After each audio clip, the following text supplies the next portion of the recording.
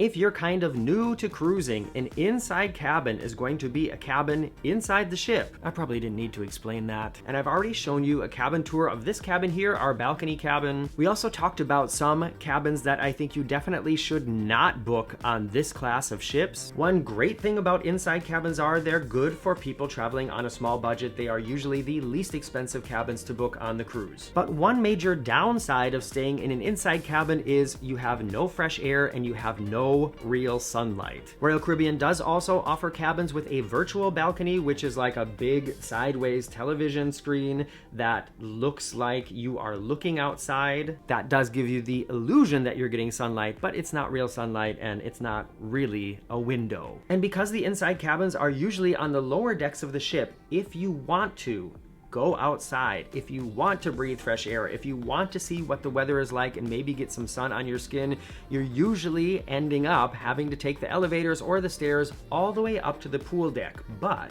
here on the Utopia of the Seas and on most of the Oasis class of ships, there are a couple of inside cabins that are really close to the outside, and I'm going to take you down into the ship and show you now. I'm Morgan from the very unofficial travel guides. I've been making travel videos for over 15 years of popular and not so popular tourist destinations to give you a very honest, unofficial look at what it's like to be there. And if you like to read, check out my book. It's called Getting Stitches on a Cruise Ship. It's available on Amazon now. One of the many things that makes the Oasis class of ship special is the open air space called Central Park on Deck 8 in the middle of the ship. You are technically inside the ship here, but it is also outside because the top is open to the sky. It is at times a very peaceful area, and there are real trees and vegetation, as well as a handful of dining, drinking, and shopping options. If you take a look at this map, you can see just around the corner from Central Park on Deck 8 are these 4 inside cabins. Here in the actual ship, you can see I'm standing by the entrance to the elevators, and it's these cabins right here. Now, let's take a walk in real time to show you just how quickly you can go from being inside your cabin to outside in Central Park.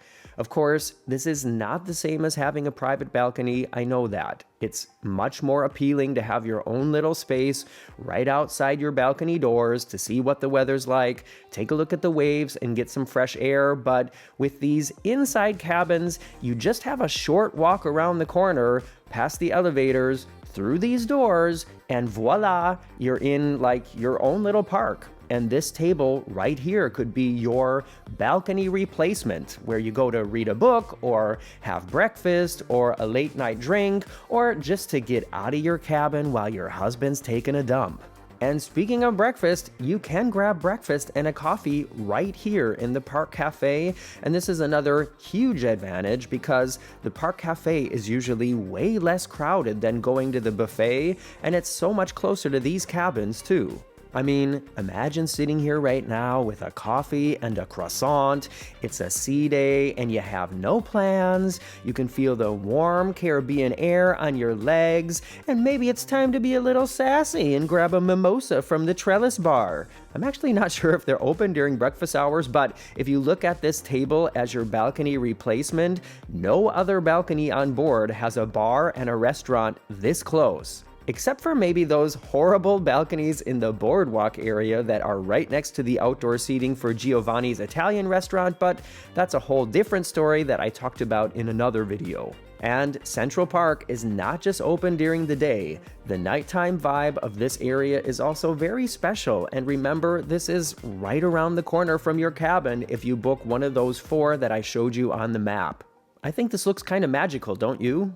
There are other inside cabins on Deck 8 that are very close to the entrance to Central Park, and yes, they may be a little further than the first 4 we talked about, but it's still not going to take you as long to get to the fresh air as it would if you were taking the elevator, waiting for it to arrive, and then riding all the way up to the pool deck on Deck 15. Here's one thing to mention. If you're a smoker, you're going to have to be going up to the pool deck for your smoky treats anyways, because you cannot smoke in Central Park and you cannot smoke on your balcony.